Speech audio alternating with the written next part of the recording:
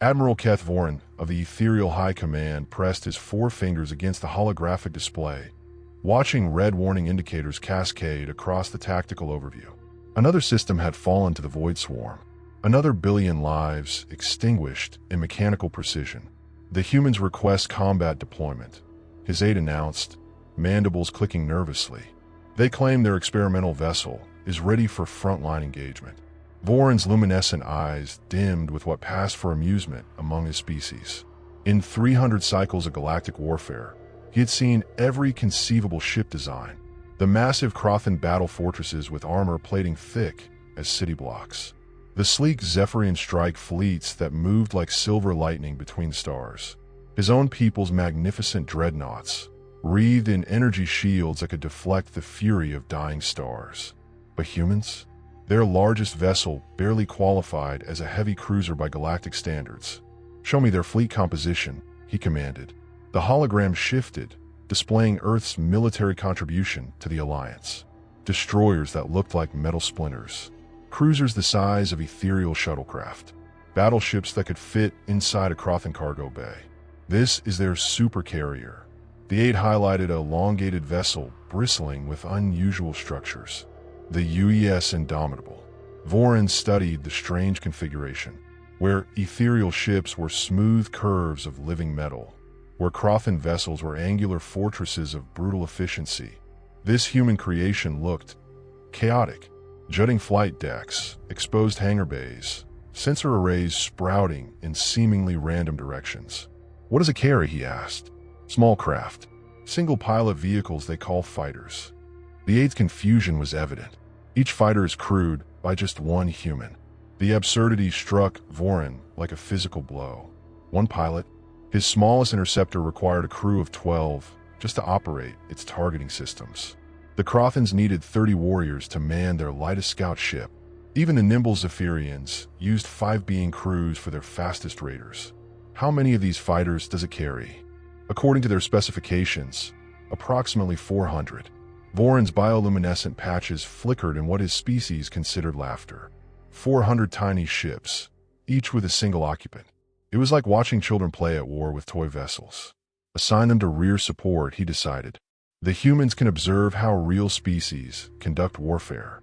Perhaps they will learn something useful. The tactical display updated, showing human forces positioned far behind the main battle line, safe from harm, where they belonged.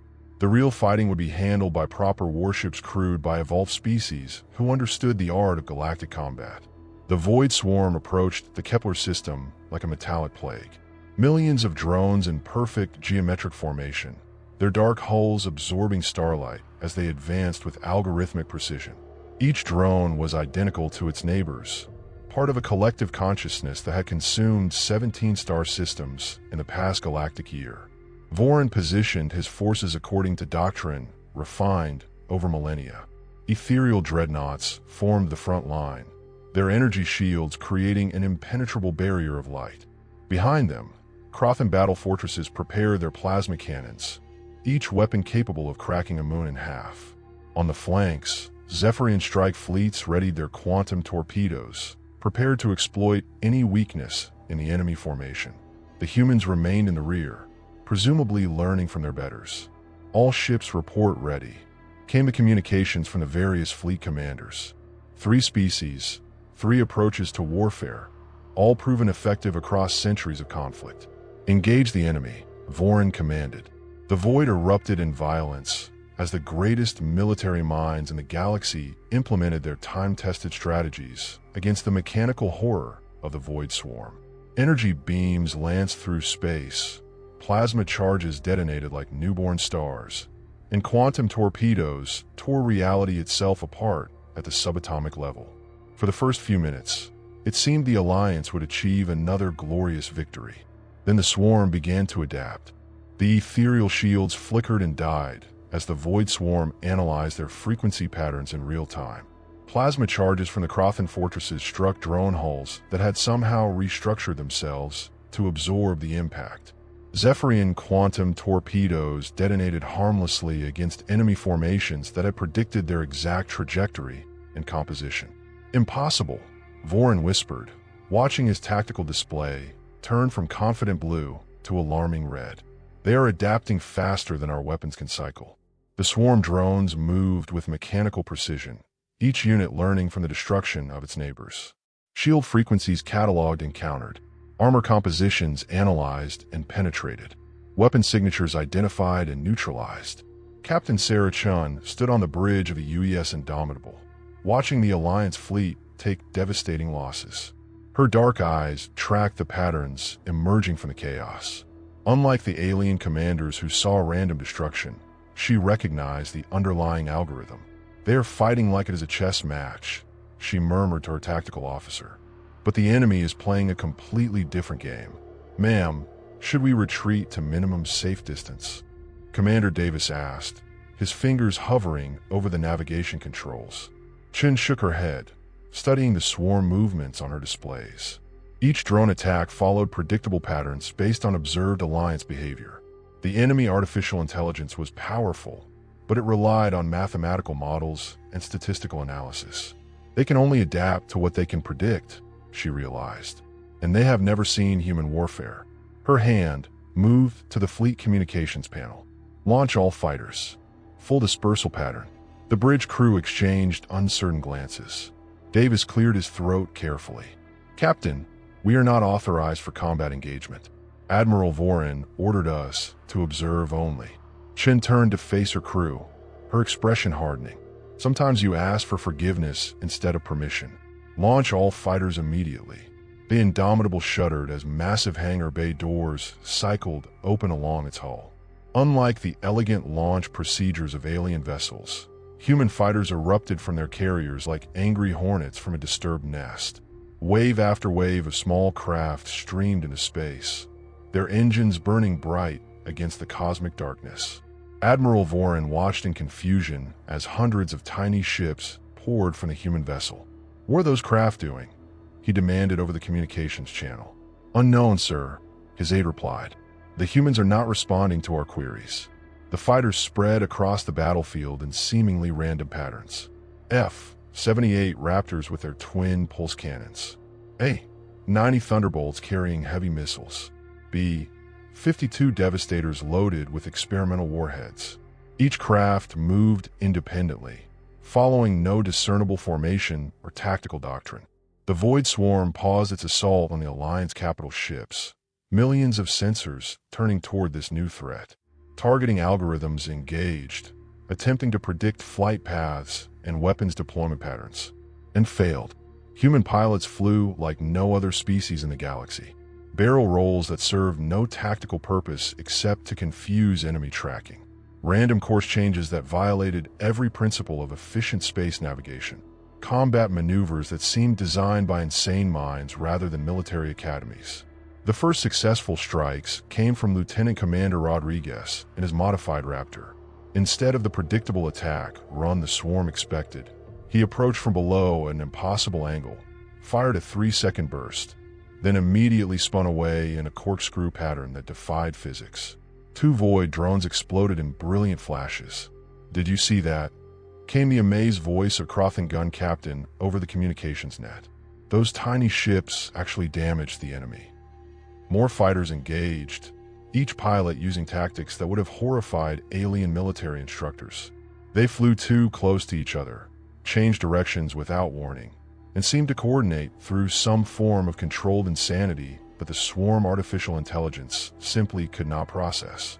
Chin smiled grimly as damage reports flowed across her screens. Small victories, but victories nonetheless. "Target the communication nodes," she ordered. "Make them even more confused." The Indomitable launched its electronic warfare craft, specialized fighters equipped with jamming systems and sensor scramblers. As they engaged, the Void Swarm coordination began to falter, their perfect formations developing gaps and hesitations. For the first time since the battle began, the Alliance fleet stopped retreating. The Void Swarm recognized the new threat and responded with mechanical efficiency. Millions of drones shifted course, abandoning their assault on the Alliance capital ships to converge on the small human fighters. The tactical display showed a terrifying sight, an entire enemy fleet focusing its attention on 400 tiny craft. "Human vessel," Retreat immediately. Admiral Voron's voice crackled across the communications channel. You are about to be overwhelmed. Captain Chen watched the approaching drone swarm with calculating eyes. Her tactical officer looked pale as the enemy formation closed distance. Captain, we should withdraw. There are too many of them. Negative, Chen replied calmly. We are just getting started. She pressed a sequence of commands into her console. Across the battlefield, space itself seemed to ripple and shift. The Void Swarm sensors detected massive energy signatures materializing from nowhere. Stealth systems deactivated, revealing the truth that would change galactic warfare forever. The US Indomitable was not alone. 3 additional human carriers shimmered into existence, their active camouflage systems powering down in perfect synchronization. The US Ranger, bristling with assault craft and heavy bombers. The US Enterprise, its hull modified for electronic warfare and deep space operations. The US Valiant, a fortress of point defense systems and fighter coordination arrays. How do we not detect them? Voron's aide whispered in shock. Each carrier began launching its own complement of fighters and bombers. Not hundreds, but thousands of small craft poured into space. The human battle group had kept 4 full carrier wings, hidden using technology that made them invisible to every sensor system in the galaxy. While you built floating cities, Chen announced over the open communications channel, we built swarms of our own. The human doctrine became clear as the massive fighter formation deployed. Each carrier specialized in different combat roles. Assault craft from the Ranger engaged the heaviest drone concentrations. Electronic warfare fighters from the Enterprise jammed swarm communications across multiple frequencies. The Valiant's interceptors formed protective screens around damaged Alliance vessels. Over 2,000 human fighters now filled the battlefield, each one following the same chaotic tactical principles that had confused the enemy artificial intelligence. But this was chaos with purpose, unpredictability with coordination. The Void Swarm represented perfect order, each drone identical to its neighbors, following algorithmic patterns refined across 17 conquered star systems. Mathematical precision in every movement, statistical analysis driving every decision. Humans represented something the swarm had never encountered: controlled chaos. Fighter pilots ignored textbook formations, instead using creativity as a weapon. They flew in spirals that served no tactical purpose except to overload enemy targeting systems. They attacked from impossible angles, retreated through debris fields, and coordinated strikes using methods that defied military logic. The swarm thinks like a machine, Chen explained to her stunned alien allies. But humans think like humans. Lieutenant Sarah Kim demonstrated this principle by flying her damaged Thunderbolt directly through the explosion of her own missiles, using the blast as cover while she lined up her next attack. The swarm algorithms had no data for such behavior. No species had ever used their own weapon detonations as tactical advantages. Commander Johnson jury-rigged his fighter's life support system to power additional weapons, a field modification that would have horrified alien engineers, but gave him the firepower to punch through drone armor. Human technology philosophy in action. Make it work, not make it perfect. The contrast became stark as the battle intensified. Alien vessels pursued technological perfection, each system optimized for maximum theoretical efficiency. Human fighters were collections of improvised solutions, duct tape fixes, and desperate innovations that somehow performed beyond their design parameters. Swarm targeting algorithms overloaded as they tried to process thousands of unique, unpredictable attack patterns simultaneously. Drones began firing at empty space, their sensors confused by electronic warfare techniques that relied on creative deception rather than brute force jamming. The Alliance capital ships rallied, their crews inspired by the human example. Ethereal energy beams began targeting coordinates provided by human spotters. Crothan plasma cannons fired in coordination with fighter attack runs. Zephyrian strike fleets adopted loose formations that mimicked human tactical flexibility. For the first time in galactic history, perfect order found itself unable to adapt to perfect chaos. The Void Swarm deployed its ultimate weapon, a command vessel the size of a small moon, its black hull bristling with processing arrays and quantum computation cores. The massive ship housed the central artificial intelligence that controlled every drone in the enemy fleet. Traditional alliance doctrine demanded a direct assault on the command ship. Every military academy in the galaxy taught the same principle: destroy the enemy command structure with overwhelming firepower. It was exactly what the swarm expected. Captain Chen studied the tactical display and smiled. "We're not going to fight it. We're going to confuse it to death." She opened communications to every human fighter in the battle zone. "All pilots, listen carefully. You have complete freedom to improvise and create maximum confusion. No formations, no standard attack patterns. I want every single one of you to make something up that has never been done before." The response was immediate and chaotic. Over 2,000 human pilots, each given permission to unleash their creativity on an enemy that relied on predictable patterns.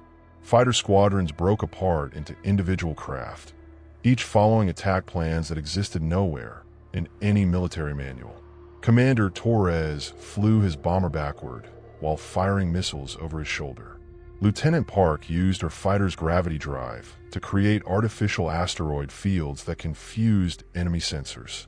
Captain Williams coordinated a squadron attack where every pilot approached from a different direction, at different speeds, using different weapons, all targeting the same drone formation. The swarm artificial intelligence experienced something unprecedented: cascade failure. Its quantum processors, designed to analyze and counter any military strategy, found themselves overwhelmed by thousands of unique approaches that defied mathematical modeling. Pilots jury-rigged their weapons systems mid-flight, creating new weapon combinations that had never been tested. Electronic warfare specialists broadcast random signals that served no purpose except to add noise to enemy analysis. Bomber crews split their formations and rejoined them in patterns that changed every few seconds. The command ship systems began overloading as it tried to process the impossible. Its targeting algorithms designed patterns for attacks that would never be repeated. Defense protocols activated for threats that existed only in the imagination of human creativity. The beautiful irony became clear: perfect order, designed to counter any strategy, was being defeated by the absence of strategy entirely. "Now," Chen commanded. Alliance capital ships, guided by human targeting data, delivered coordinated strikes on the command vessel's exposed processing cores. Ethereal energy beams, Crothan plasma cannons, and Zephyrian quantum torpedoes struck simultaneously while the enemy artificial intelligence remained paralyzed by computational overload. The command ship erupted in a cascade of explosions that lit up the entire star system. With their central intelligence destroyed, the Void Swarm drones became nothing more than empty shells drifting through space. Admiral Vorin requested immediate tactical debriefing, his voice filled with something approaching reverence. "How did you develop such strategies?" "We do not fight fair," Chen replied. "We fight to win. Your ships are magnificent fortresses. Ours are mobile ecosystems that adapt to any threat." The aftermath transformed galactic military doctrine overnight. Human tactical advisors were assigned to every alliance fleet. Ethereal engineers began developing their own fighter craft based on human carrier designs. Crothan battle fortresses were modified to launch support vessels. Zephyrian strike fleets adopted human coordination and communication systems. Military academies across the galaxy requested human instructors to teach courses in adaptive warfare. The concept that superior technology meant nothing without superior tactics became the foundation of new strategic thinking. "They do not just think outside the box," Admiral Vorin recorded in his official report. "They forget the box exists entirely." The broader implications rippled through Alliance space. Humanity's true strength was not their technology, but their ability to make adaptation itself into a weapon. While other species perfected their existing approaches, humans assumed the enemy would adapt and made that adaptation impossible. Captain Shun entered her final log. "Today we did not just win a battle. We changed how the galaxy thinks about war." The Alliance spent centuries perfecting order, discipline, and predictability. "We showed them that chaos, when properly controlled, is the ultimate weapon against any enemy that relies on patterns and logic." The transformation was complete. From dismissed newcomers to tactical revolutionaries, humanity had earned its place not through superior firepower, but through the one advantage no artificial intelligence could replicate: the human capacity for creative unpredictability. Across Alliance space, military commanders struggled to understand the fundamental question that would define warfare for generations. How do they make chaos into a strategy?